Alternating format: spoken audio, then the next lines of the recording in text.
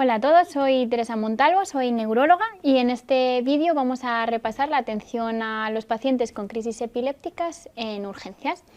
La diapositiva inicial la he titulado Movimientos anormales y crisis epilépticas, simplemente para recordaros que no todo paciente que tenga movimientos espontáneos provocados o no provocados tiene que tener crisis epilépticas, aunque sí que es verdad que lo más frecuente en el aspecto de la neurología en un paciente que tiene movimientos involuntarios es que tenga crisis.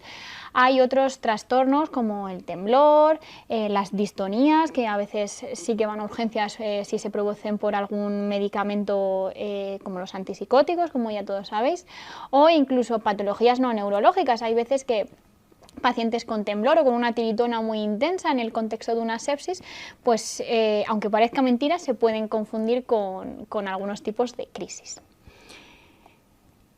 Durante todo el vídeo vamos a centrarnos en las crisis epilépticas porque, pues como he dicho, es lo más frecuente.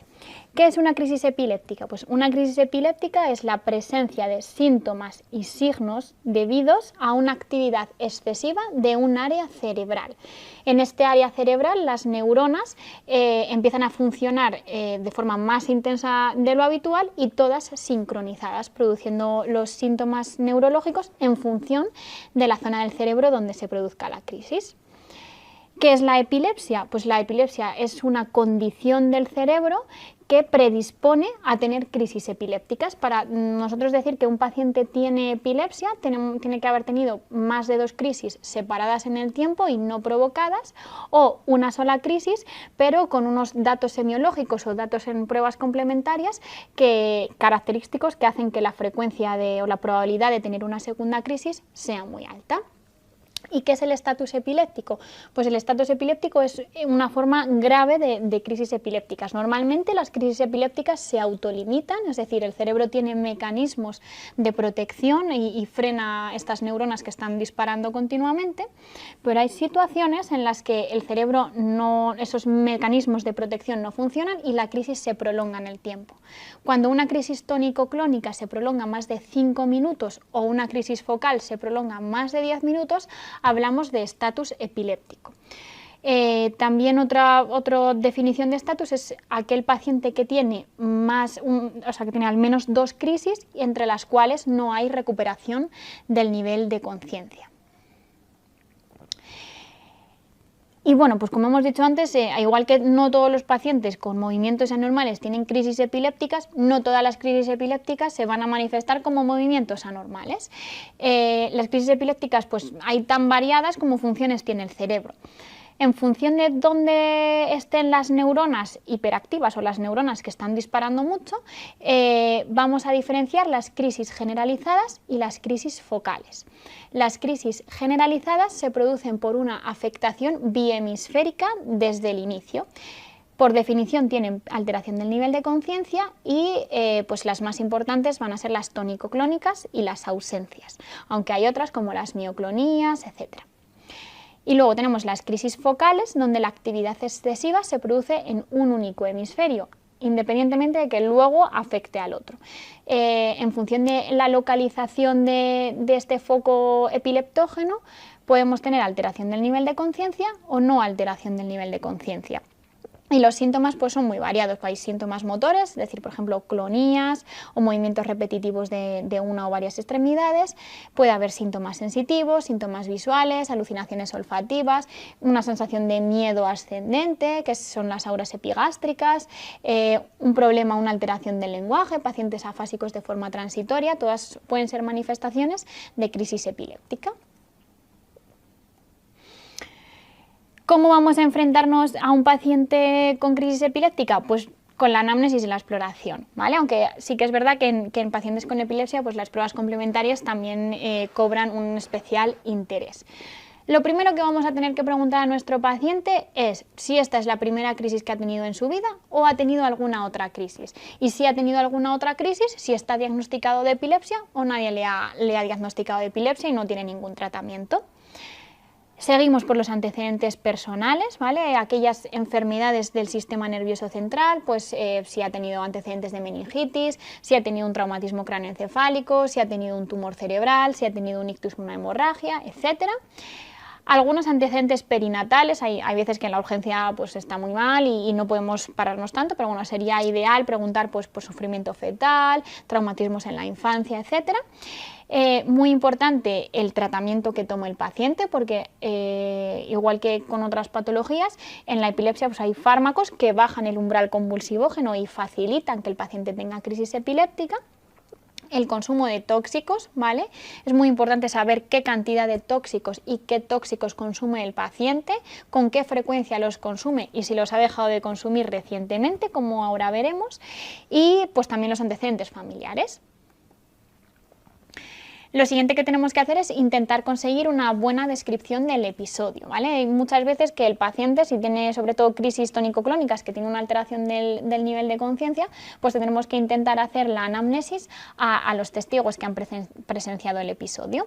Tenemos que saber cómo empieza la crisis, si el paciente nota que va a tener una crisis epiléptica o si nota que le va a pasar algo, ¿vale? Pues con visión borrosa, con una sensación de miedo ascendente, con movimientos en un brazo antes de perder la conciencia, etcétera. Tenemos que saber cuánto ha durado más o menos el episodio, ¿vale? Y aquí pues las crisis, sobre todo las tónico-clónicas, son muy aparatosas y hay veces pues que los familiares sobre todo pues nos dicen que ha durado media hora.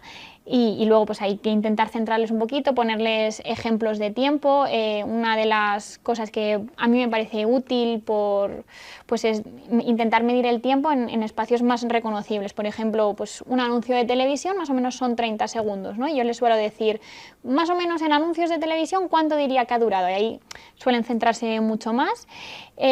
Saber si ha tenido o no pérdida de conciencia para caracterizar la crisis, saber qué tipos de movimiento ha hecho durante el episodio y qué hace el paciente una vez que para de hacer los movimientos, es decir, si se recupera rápido, si se recupera lento, si se despierta agitado, si se despierta confuso, etc. Y otra de las cosas importantes es los síntomas o los signos acompañantes, si ha tenido durante el episodio palidez, si ha tenido cianosis, si ha tenido hipersalivación, si se ha mordido la lengua, etcétera.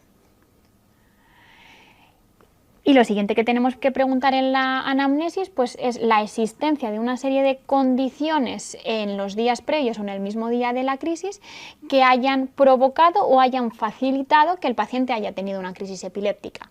Por ejemplo, si ha tenido una infección recientemente, si le han iniciado un tratamiento recientemente, si ha tenido náuseas o vómitos muy importantes, si ha consumido una gran cantidad de sustancias o las ha dejado de consumir de forma brusca, si ha dormido muy poco, si está muy estresado o en el caso de los epilépticos, pues si se les ha olvidado una toma de su medicación. Lo siguiente que tenemos que hacer es explorar al paciente. Dentro de la exploración, como siempre, la exploración neurológica completa. Normalmente cuando los pacientes llegan a urgencias por una crisis epiléptica, cuando nosotros los vemos ya ha cedido los movimientos, ¿vale? Entonces, en función de cuánto tiempo tardemos en ver al paciente con respecto a cuándo se ha iniciado la crisis epiléptica, podemos encontrar pues, diferentes estados del nivel de conciencia, desde pacientes que están pues, muy dormidos y se acaban de tener la crisis, pacientes somnolientos, confusos, obnubilados. Y luego hay veces que, sobre todo en las crisis focales o en pacientes que tienen lesiones neurológicas, después de la crisis, conforme el paciente se va recuperando, podemos ver lo que se llama la parálisis de Todd, que es una debilidad hemicorporal que se va recuperando en horas después de la crisis. Y es muy importante la exploración neurológica porque tenemos que descartar que el paciente siga teniendo crisis sutiles, ¿vale? Esto es poco frecuente, pero nos hablaría de que el paciente ya no está teniendo una crisis epiléptica, sino que ha pasado a tener un estatus epiléptico.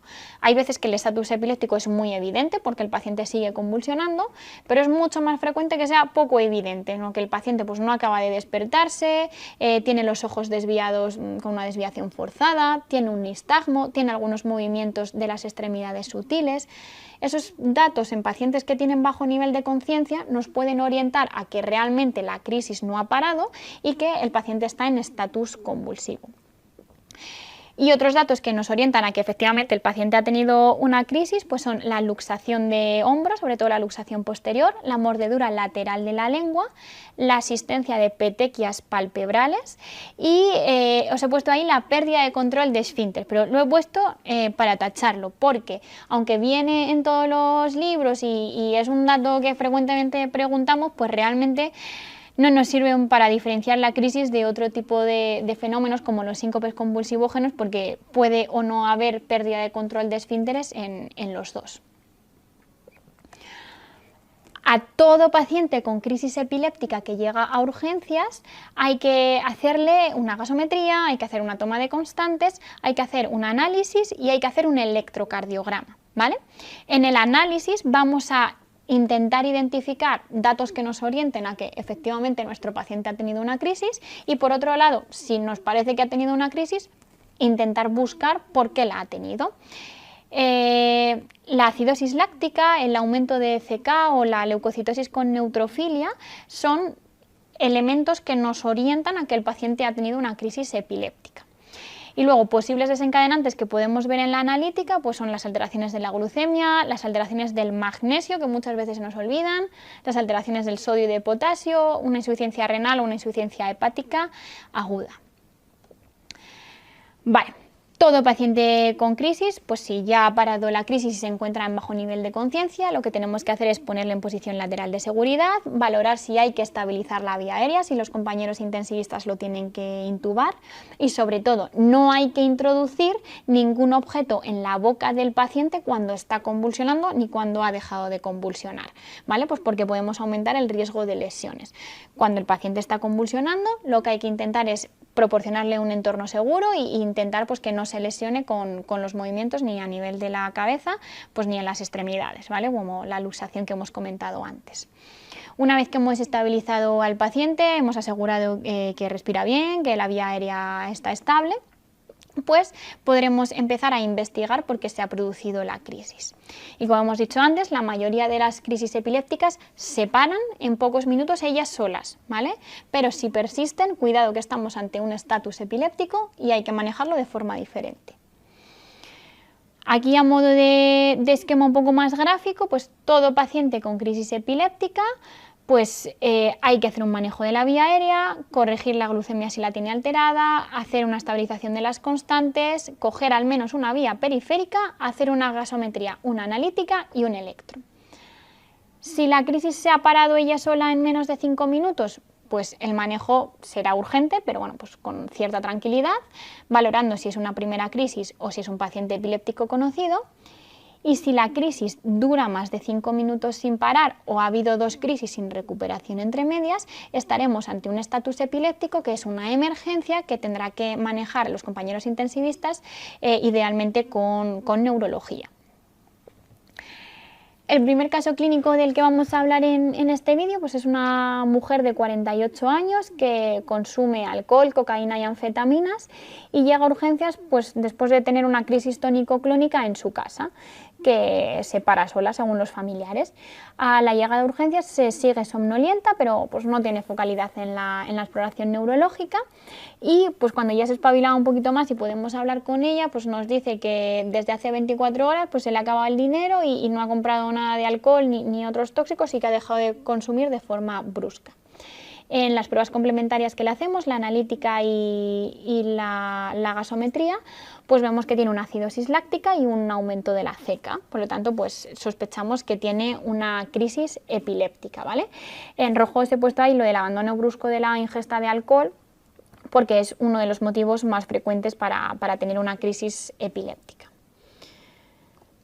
En esta paciente es una primera crisis epiléptica, ella nos dice que no ha tenido nunca antecedentes de epilepsia y pues el manejo, además del manejo general de las crisis, en todo paciente que tenga una primera crisis epiléptica, aunque encontremos desencadenantes, siempre hay que hacer un escáner basal, ¿vale? Aparte, hay que dejar al paciente 24 horas en urgencias porque las primeras 24 horas es el periodo de máxima recurrencia, de recurrencia precoz, y a todos los pacientes que han tenido una crisis epiléptica pues se recomienda administrar benzodiazepinas pues, sublingual u oral porque disminuye mucho el riesgo de recurrencia precoz de la crisis. Una vez que el paciente está estable, podemos pararnos a ver un poquito la analítica y intentar ver si hay algún factor desencadenante. Si una primera crisis está desencadenada por algún factor de los que hemos hablado anteriormente, hablaremos de una crisis provocada. En este tipo de crisis no hay que poner tratamiento antiepiléptico, sino que hay que mejorar o eliminar los desencadenantes. Si no tenemos desencadenante, pues ahí sí que hay que valorar en función de la crisis si se pone o no tratamiento. Generalmente esto pues lo realiza neurología o en urgencias o con una consulta ambulatoria precoz, si ha sido pues, una única crisis con una recuperación buena.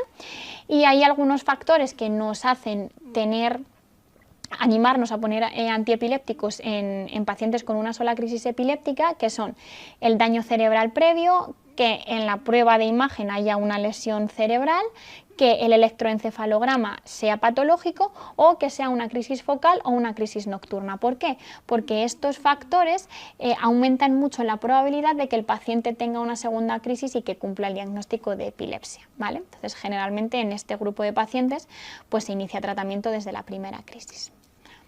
Aquí en forma de esquema, una primera crisis en un paciente que no tiene antecedentes de epilepsia, le estabilizamos y siempre pedimos un TAC craneal. ¿Que encontramos desencadenante? Aquí en el cuadrito de puntos los más frecuentes, pues si lo encontramos, el tratamiento es el de la causa específica. Si no encontramos desencadenante, pues ahí sí que sería recomendable una valoración por neurología en urgencias o de forma ambulatoria en función del protocolo de cada centro y en función de la disponibilidad del neurólogo en ese momento, para valorar inicio precoz de tratamiento antiepiléptico.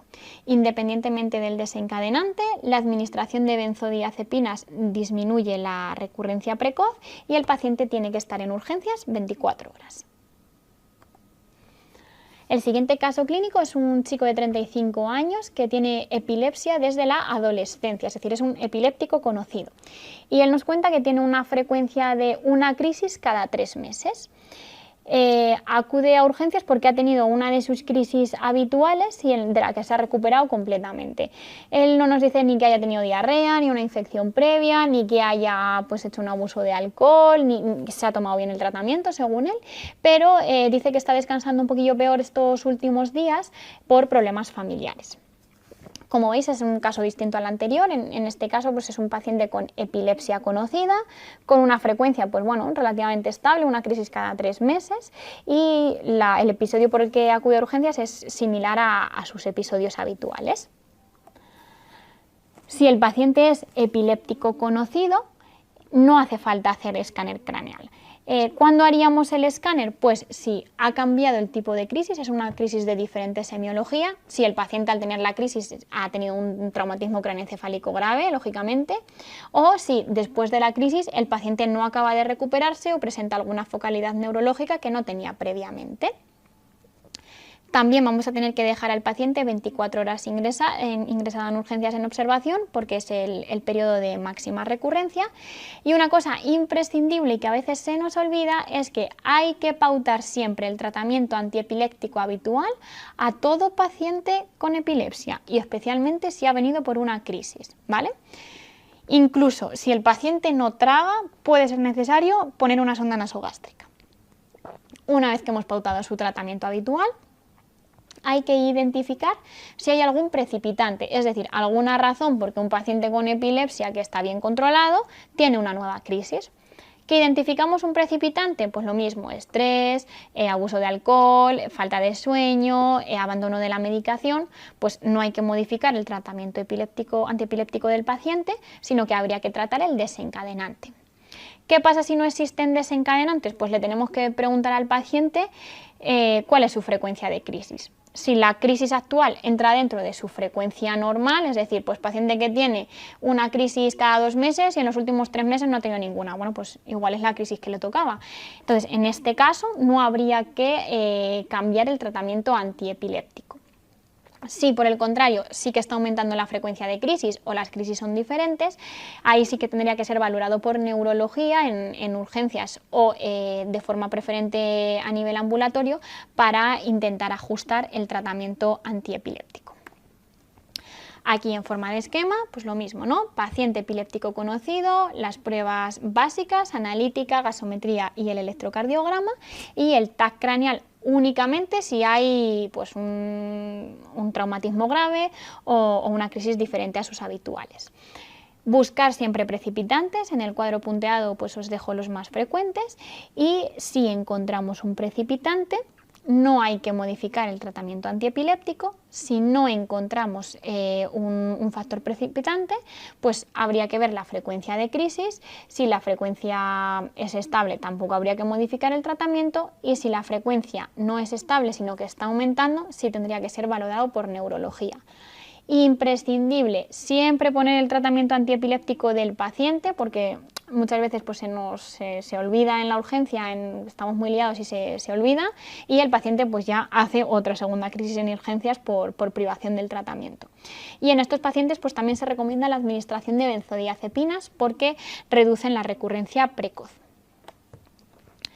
Otro caso clínico es el de una mujer de 68 años que no tiene antecedentes, que nosotros sepamos, y la traen en ambulancia porque en el domicilio hace ya 40 minutos ha empezado con una crisis epiléptica tónico-clónica, según nos describe la familia. A su llegada a urgencias, ya digo, 40 minutos después, tiene una desviación cefálica forzada a la derecha, un nistagmo mantenido y no emite nada de lenguaje y no se moviliza. Y preguntando un poquito a la familia, pues nos dice que los días de antes tenía un poquito de alteración de la conciencia o estaba confusa. En una paciente que lleva 40 minutos sin recuperación y que encima tiene datos neurológicos de crisis sutiles, pues siempre hay que sospechar que está en estatus epiléptico, ¿vale? Que es una emergencia. El estatus epiléptico, si no se trata de forma precoz, produce mucha morbilidad, muchas secuelas y también tiene una mortalidad elevada, ¿vale? Es una de las urgencias neurológicas. Lo primero en estos pacientes que suelen tener bajo nivel de conciencia es valorar la necesidad de intubación, de estabilización de la vía aérea y de la ventilación, valorar la glucemia, valorar las constantes, y una vez que tenemos al paciente estable, pues empezar a sacar pruebas, gasometría, analítica y electrocardiograma, y en estos pacientes con un estatus epiléptico también habría que hacer un escáner basal. Y lo más rápido posible habría que iniciar tratamiento antiepiléptico intravenoso, ¿vale? Tanto con benzodiazepinas intravenosas como con FAES. Y en este caso, pues sí que es interesante tener la colaboración por neurología para guiar un poquito el tratamiento antiepiléptico más específico, con la colaboración de los compañeros de intensivos para estabilizar al paciente y muchas veces pues, hacer terapias un poco más avanzadas. En el estatus epiléptico, que como recordamos son aquellas crisis tónico-clónicas que duran más de 5 minutos, aquellas crisis focales que duran más de 10 minutos o la presencia de 2 crisis sin recuperación entre medias, pues es una urgencia neurológica y hay que pues, estabilizar al paciente, manejar la vía aérea, 2 vías periféricas y hacer análisis de gasometría y electrocardiograma. Sería ideal que el paciente tuviese una valoración por neurología y por la unidad de cuidados intensivos, y lo más precoz posible hay que iniciar tratamiento antiepiléptico. Os dejo aquí las principales benzodiazepinas que están disponibles en nuestro medio, intravenosas, y los principales fármacos antiepilépticos. En un estatus epiléptico se recomienda iniciar el tratamiento con fármacos intravenosos por su mayor disponibilidad y por que es mucho más fácil administrarlos, y los más utilizados pues, son el levetiracetam, la lacosamida, el ácido valproico y la fenitoína. Quizás un poquito más ahora el levetiracetam y la lacosamida, pues porque tienen un perfil de efectos secundarios un poquito mejor y después, una vez que el paciente sale del estatus, pues los podemos mantener. aunque sin duda el ácido valproico y la fenitoína son fármacos muy buenos y que nos ayudan mucho a manejar a los pacientes con estatus. Y ya por último, este caso clínico es el caso clínico de una chica de 16 años que la traen a urgencias los compañeros de emergencias extrahospitalarias porque ha tenido lo que los testigos dicen que son convulsiones en el metro.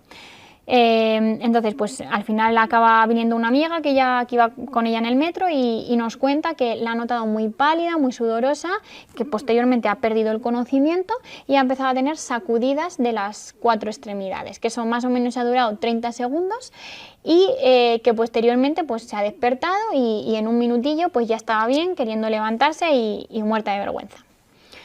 Pues en este caso, ¿qué datos tenemos que son importantes? Pues que el postcrítico, ¿no?, o la recuperación es de 30 segundos, que ha empezado con palidez cutánea, con malestar general, con náuseas y que, pues eso, que se ha recuperado muy rápido.